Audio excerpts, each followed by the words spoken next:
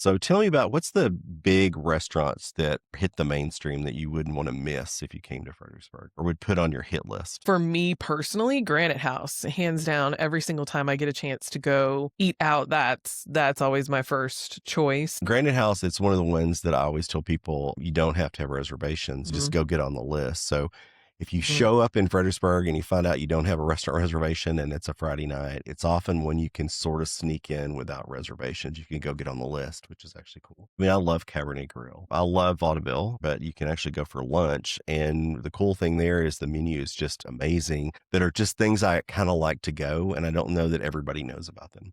Leroy's. Ooh, yeah, I like Leroy's. Leroy's is also out on 290, a little unassuming, but fantastic food. Okay, so she said on 290. So one of the things you need to be aware of when you come to Fredericksburg is there's not a lot of food choices between Fredericksburg and Johnson City. So if you leave Fredericksburg and go out on the wine trail, there's just not a lot of like restaurants.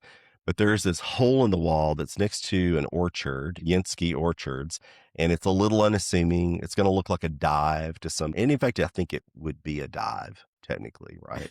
I mean, Yes, technically. it's a And it's like fantastic dive. Mexican barbecue, and it's a sleeper place to go for lunch, and they have great burgers and all kinds of things. It's a wonderful kind of Mhm. sleeper, place to go, at least somewhere I like to go. Okay, we're going to talk old school, Friedhelm's. Love me some Friedhelms, but I've been eating there since I was 19 years old. Can't go wrong with a steak at Friedhelm's.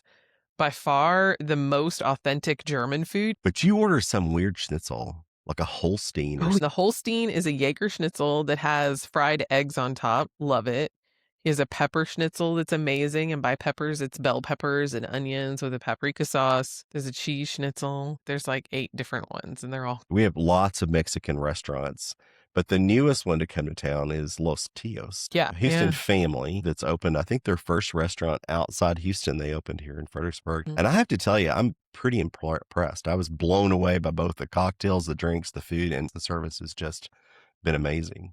I will say this, they do have an Mhm. online get on the list, which is great. Huge perk for Fredericksburg. Yes, if there's a pet peeve for locals, the pet peeve is that I get asked a question like, "Well, do you got to eat a lot?" Many times, no, because I can't get in anything. I'm just like, I'm in the same sort of boat with everybody else, right? As far as getting on a Mhm. reservation. And we find little holes in the fabric, like Granite House, which we mentioned before, or Los Tios, where you can get on the list. The locals really take advantage of that because that's actually something that's kind of cool to do. So I like that. What about breakfast? If I was gonna get to just get up and go have breakfast somewhere, I would do Sunset Grill. Great variation of things offered for breakfast. They're always good, they're always fresh. They have great coffee also. If I had kids with me and I was in Fredericksburg, a little overlooked destination is the airport diner. So out at our small little airport, we have a diner that faces the runway. And if you have kids, you can sit in the booths and you can watch the planes come in and out. Sounds weird to say that in Fredericksburg, but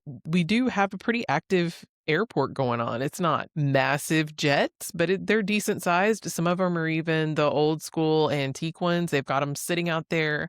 Kids love to sit and look at that and have pancakes